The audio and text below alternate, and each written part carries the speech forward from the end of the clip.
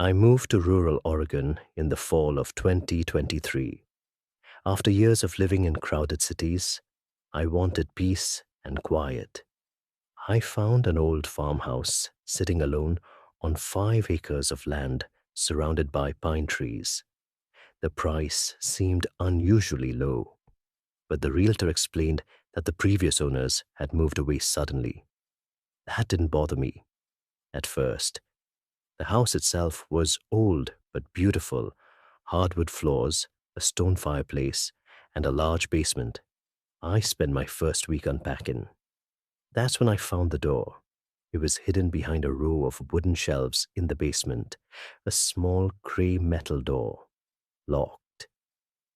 The strange thing was that it wasn't shown on any floor plans. When I asked the realtor about it, she sounded confused. "There shouldn't be a door there," she said. I assumed she was mistaken. The lock looked old, almost forgotten. For the next few days, I couldn't stop thinking about it. Why would someone hide a locked room? Finally, curiosity won. I bought a bolt cutter and returned home. It took less than 30 seconds to cut the lock. The metal door opened inward with a loud creak. Behind it was a narrow concrete staircase leading underground. My stomach tightened.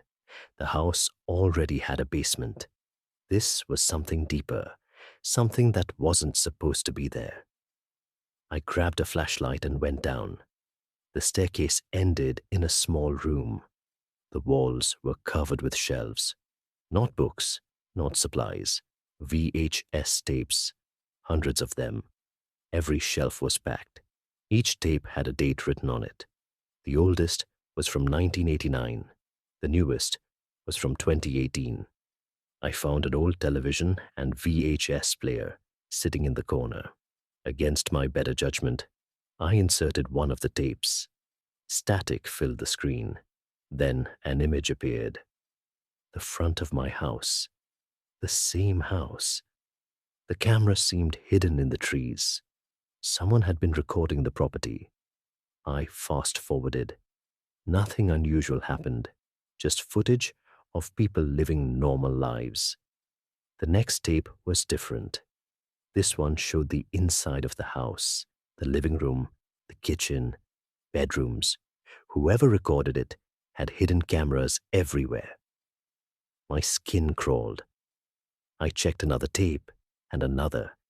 Every tape showed the lives of the people who had lived there. For decades, every conversation, every argument, every private moment recorded. I should have left. Instead, I kept watching. At around midnight, I found a tape labeled Owner 2023.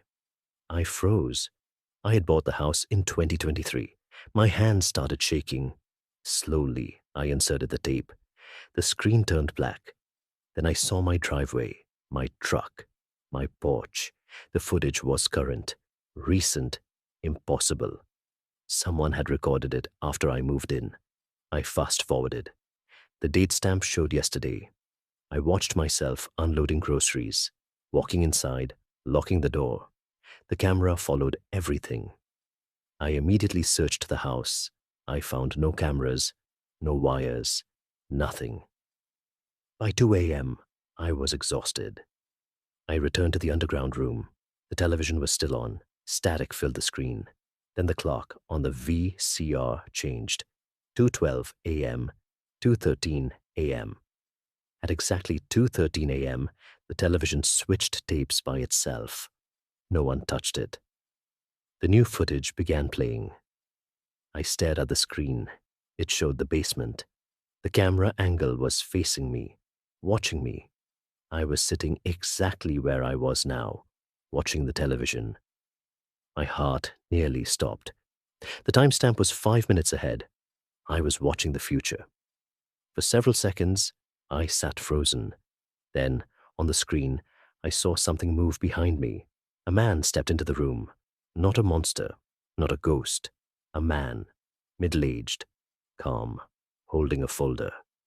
He walked directly toward the camera, toward me. I spun around. Nobody was there. I looked back at the screen. The man was now standing beside me, smiling. He opened the folder.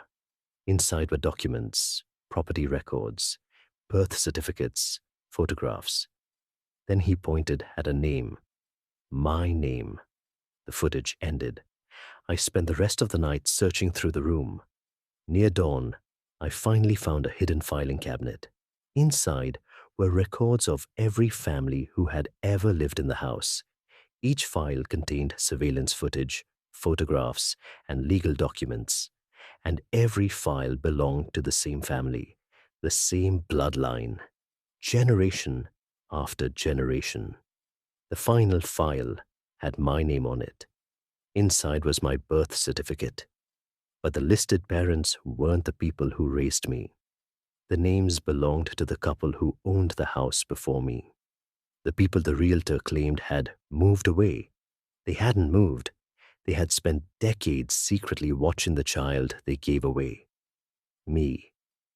And according to the final note in the file, they died 3 months before I bought the house. The note ended with one sentence. At 2:13 a.m., he finally came home.